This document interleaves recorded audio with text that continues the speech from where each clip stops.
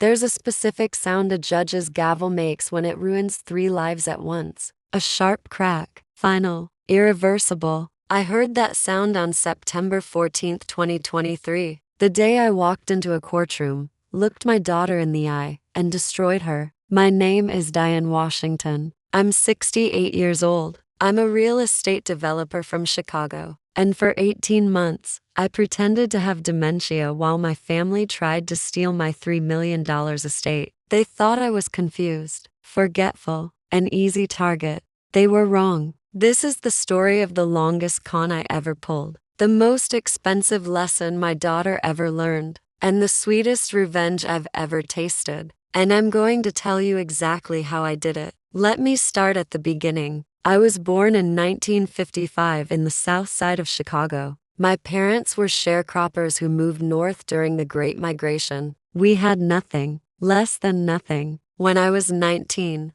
I got pregnant. The father disappeared. I dropped out of community college and got a job cleaning houses. That's where I learned about real estate. I was cleaning for this white couple in Lincoln Park. Beautiful brownstone. They were investors. I overheard them talking about a property they'd bought for $30,000 and sold for $60,000 6 months later. $30,000 profit in 6 months, just from buying and selling a house. That night, I went to the library, checked out every book they had on real estate investing. By 1976, I'd saved $5,000, bought my first property, a foreclosure on the west side. $8,000. Fixed it up myself, sold it for $15,000. That was my first deal. Over the next 47 years, I did 347 more. Today, I own 23 properties, commercial and residential, in Chicago, Milwaukee, and Detroit. Total value, $3.2 million. But here's what matters. I built it alone. No husband, no investors, no trust fund.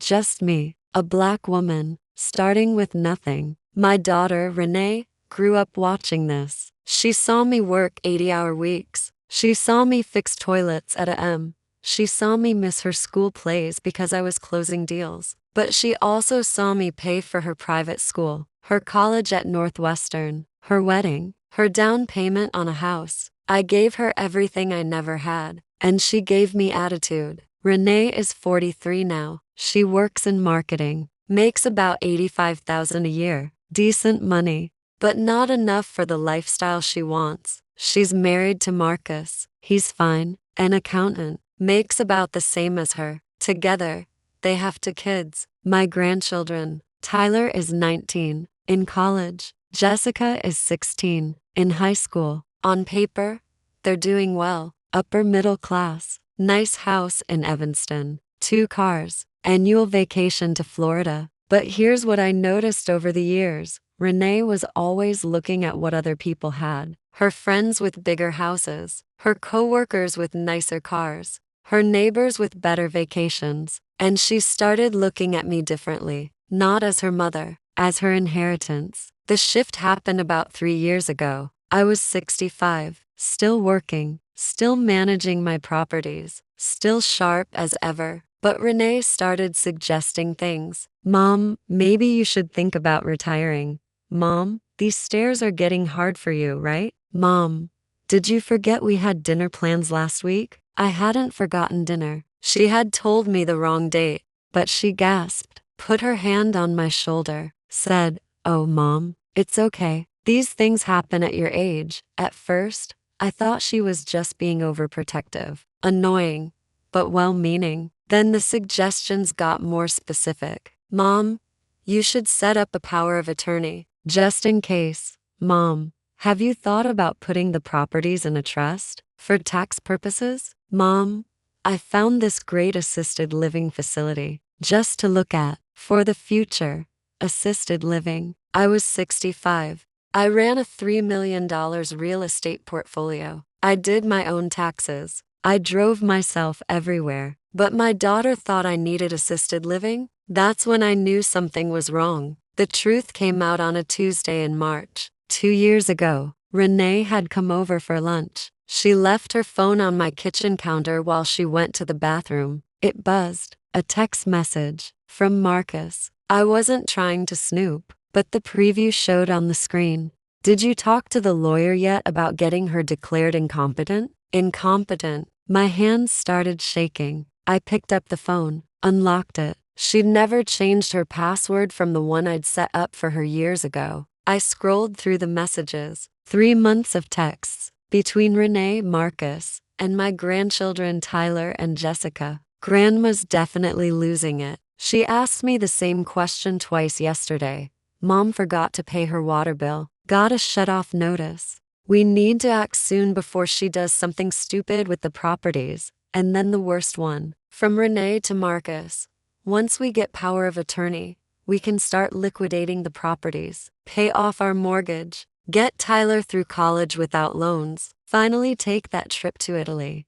They weren't worried about me. They were planning how to spend my money while I was still alive. I heard the bathroom door open. Renee was coming back. I put the phone down exactly where she'd left it, sat down, smiled. Everything okay, honey? She smiled back. Of course, Mom. Everything's fine. That was the last honest conversation we ever had. That night, I sat in my living room, alone, thinking I could confront them, scream, cut them off, change my will, but that would just make them more desperate, more aggressive. They'd find another way. No, if they wanted to play games, I'd play better. I called my lawyer the next morning, not the family lawyer, a new lawyer, someone Renee had never met. His name was David Chen, specializes in elder law and estate planning. I told him everything, showed him screenshots of the texts I'd taken pictures of with my own phone. David leaned back in his chair, whistled. Mrs. Washington, this is attempted financial exploitation, possibly fraud. We can shut this down right now. No, I said. I want to let them try. He looked at me like I was crazy. You want them to attempt to have you declared incompetent? Yes. Because when they do, I want documentation, evidence, proof of intent, and then I want to destroy them in court. David smiled. That's actually brilliant, but it'll take time, months, maybe over a year. I have time, and I have patience, so we planned. David arranged for me to see 3 different doctors, neurologists, cognitive specialists, all confirmed I was completely mentally sound, sharp, no signs of dementia or cognitive decline. We documented everything, dated, signed, sealed. Then, David gave me a small recording device, legal in Illinois with one-party consent. Wear this every time you're with your family. Record everything.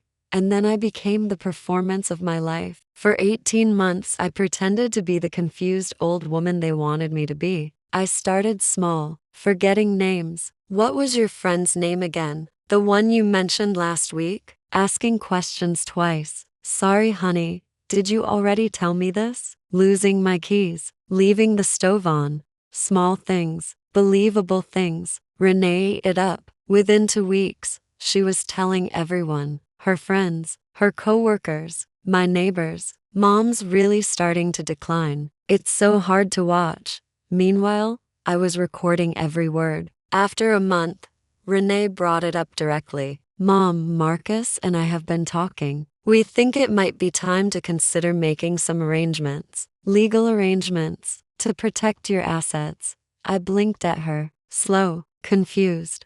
Legal arrangements? What do you mean? Power of attorney, Mom. So if anything happens, we can help manage your properties, pay your bills, that kind of thing. Oh, I don't know. That sounds complicated. She squeezed my hand, smiled. Don't worry, Mom. We'll handle everything. Recorded. Over the next 6 months, Renee got bolder. She started bringing lawyers to family dinners. Just to chat, Mom. No pressure. She brought stacks of papers. Just sign here, Mom. It's routine. I refused. Politely. Confused lie. I don't understand these forms. Can we do this another time? She'd get frustrated. I'd see it in her eyes, but she'd smile, pat my hand. Try again next week. All recorded. By month 9, Renee changed tactics. She filed a petition with the court to have me declared legally incompetent, to assign her as my guardian and conservator. David called me the day he got the notice. They filed. The hearing is in 60 days. Perfect. Let's prepare. The next 9 months were the hardest of my life because Renee didn't just file paperwork. She built a case. She brought witnesses, neighbors who'd seen me confused at the grocery store, friends who'd heard me repeat stories, my hairdresser who said I'd missed appointments, all things I'd done on purpose, all part of the performance. She hired a doctor to evaluate me, a geriatric psychiatrist. I played my role, forgot dates, couldn't remember the current president, asked the same questions multiple times. The doctor wrote in his report, patient shows moderate cognitive decline consistent with early-stage dementia. Renee was thrilled. I could see it in her face when she told me the sad news. Oh no, dementia? But I feel fine. I know, Mom. But the doctor says it's best if we start making arrangements now. While you can still understand. While I can still understand. The audacity.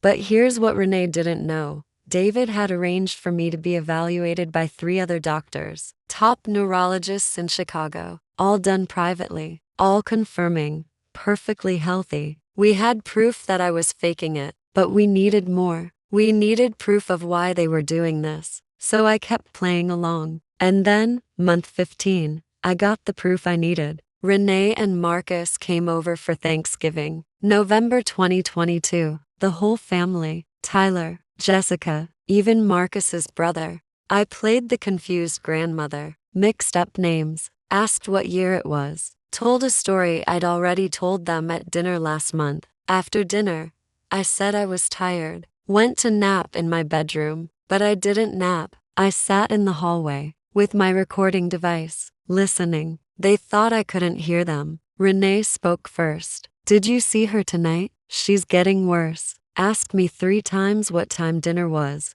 Marcus, the hearing is into months. Think she'll even understand what's happening. Renee, honestly, no, which is good for us. The lawyer says if she doesn't contest it, the judge will sign off immediately. Tyler, my grandson, so we'll get control of all her properties. Renee, everything. The commercial buildings, the residential rentals, the vacant lots, all 3.2 million worth. Marcus, first thing, we sell the 2 commercial properties on State Street. That's at least $800,000 right there. Pay off our mortgage. Get Tyler through college without loans. Maybe buy that lake house we've been looking at. Jessica, my granddaughter. But what about Grandma? Where will she live? Renee, we'll put her in one of those nice nursing homes. She won't know the difference anyway. I sat in that hallway, listening to my daughter plan my life like I was already dead. And I smiled, because I had it, all of it, recorded. The final 2 months before the hearing were a blur. David and I met twice a week, preparing. We had 18 months of recordings, over 400 hours of audio. We transcribed everything, highlighted the key conversations, the admissions, the planning, the intent. We had the medical evaluations, 3 doctors confirming I was mentally sound, dated and signed. We had financial records, showing that Renee had already started spending my money. Oh, I didn't mention that part yet. See, Renee had convinced me to add her name to one of my bank accounts, just in case, Mom. So I can help pay bills if you forget. I'd agreed, because I wanted to see what she'd do. In 6 months, she withdrew $92,000 for Mom's expenses, she told the bank, except the money went to a new Lexus for herself, a down payment on a lake house, Tyler's college tuition, a European vacation for the family, none of which had anything to do with my care. David called it financial exploitation of a vulnerable adult. I called it evidence. The hearing was set for September 14, 2023. 2 weeks before, Renee came over. Mom, you know we have to go to court in 2 weeks, right? Court? Why? She sighed. Because the judge needs to make sure you're okay. It's just a formality. Will you be there? Of course, Mom. I'll be right there with you. She had no idea what was coming. September 14th, 2023. I woke up at m. Showered. Put on my best suit. Black. Professional. Powerful. I did my makeup. Carefully. Hair perfect. No confusion today. I looked in the mirror. And I smiled. Today, I stopped acting. Renee picked me up at a m. The hearing was at 10. She walked me into the courthouse. Held my arm. Like I was fragile. Don't worry, Mom. This will be quick. Just answer the judge's questions honestly. Okay, honey. I trust you. We sat in the courtroom. Renee, Marcus, their lawyer, me, and David, my lawyer, sitting quietly in the back. Renee hadn't asked who he was. Assumed he was just another observer. Big mistake. The judge entered. Judge Patricia Morales, 55 years old, known for being no nonsense. She looked at the petition, at Renee, at me. Miss Thompson, you're petitioning to be appointed guardian and conservator of your mother, Diane Washington, on the basis of mental incompetence? Renee stood. Yes, Your Honor. My mother has been showing signs of dementia. We have medical documentation and witness testimony. The judge nodded. And Mrs. Washington, do you understand why you're here today? I stood up. Looked her straight in the eye. Yes, Your Honor, I understand perfectly. Renee's head snapped toward me. Her eyes went wide. I continued, voice clear, strong, nothing confused about it. I'm here because my daughter has spent 18 months trying to have me declared mentally incompetent so she can steal my $3.2 million estate. The courtroom went silent. Renee's face went white. Mom, what are you? I turned to her. Don't call me Mom. You lost that right when you planned to put me in a nursing home and spend my money on a lake house. The judge leaned forward. Mrs. Washington, are you saying you're not mentally incompetent? I'm saying I've never been sharper, Your Honor. And I have proof. David stood, walked to the front. Your Honor, I'm David Chen, representing Mrs. Washington. We'd like to present evidence. For the next 3 hours, we presented everything. The medical evaluations from 3 neurologists, confirming I was mentally sound. The recordings, over 400 hours. We played the key excerpts. Renee's voice, planning how to spend my money, discussing putting me in a nursing home, admitting I probably wouldn't even understand what was happening. The bank records, showing the $92,000 Renee had withdrawn, the Lexus, the lake house down payment, Tyler's tuition, the timeline, showing how I had deliberately played confused for 18 months while documenting their exploitation. Renee tried to interrupt, multiple times. Your Honor, I can explain. The judge held up a hand. Miss Thompson, sit down. When we finished, the judge sat back, looked at Renee, looked at me. Miss Thompson, in my 20 years on the bench, I have never seen such a clear case of attempted financial exploitation. Your petition for guardianship is denied. Furthermore, I am referring this case to the state's attorney for criminal investigation of elder abuse and financial fraud. Renee started crying. Your Honor, please, and Mrs. Washington. The judge turned to me. I'm granting your counter petition to remove your daughter from all financial accounts and to issue a restraining order preventing contact without legal supervision. The gavel came down. Crack. That was 6 months ago. Here's where everyone is now. Renee was criminally charged with attempted financial exploitation and fraud. She took a plea deal, no jail time, but 5 years probation and 500 hours of community service. She also owes me $92,000 in restitution, plus interest, plus my legal fees. Total, $137,000. She's been making payments, $500 a month. It'll take her 23 years to pay it off. Marcus filed for divorce 3 months after the trial. Said he couldn't be married to someone who'd done that to their own mother. Interesting that he had no problem with it while they were planning to spend the money. Tyler and Jessica haven't spoken to their mother in months. They reached out to me, apologized, said they didn't fully understand what was happening.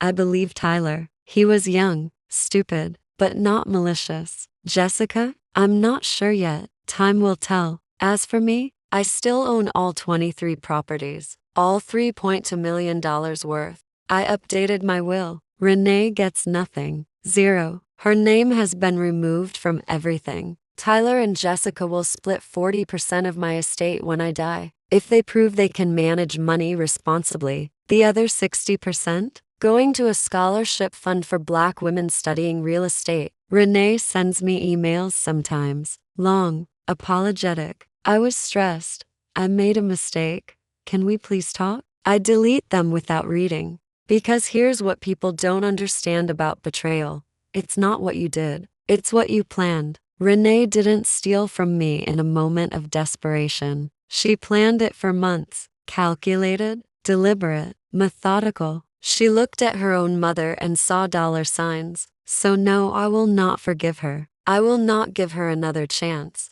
I will not let it go because she's family. Family doesn't do what she did. People ask me if I regret the 18 months of pretending, if it was worth it, if I should have just confronted them immediately. And here's my answer. If I'd confronted them right away, they would have denied it, called it a misunderstanding, said they were just trying to help. I wouldn't have proof. No recordings, no paper trail, no evidence of intent. It would have been my word against theirs. But because I waited, because I played along, because I let them think they were winning, I got everything, every conversation, every admission, every piece of evidence I needed to bury them in court. So was it worth 18 months of pretending to be someone I'm not? Absolutely. Because revenge isn't hot. Revenge isn't emotional. Revenge isn't confrontation. Revenge is cold, calculated, and perfectly legal. I'm Diane Washington. I'm 68 years old. I own $3.2 million in real estate, and I'm still here, still sharp, still running my empire. My daughter thought I was an easy target because I'm old, because I'm a woman, because I'm her mother. She was wrong on all counts, and now she'll spend the next 23 years paying me back, every month, $500, a constant reminder. Never underestimate an old Black woman who built an empire from nothing. We didn't get here by being stupid.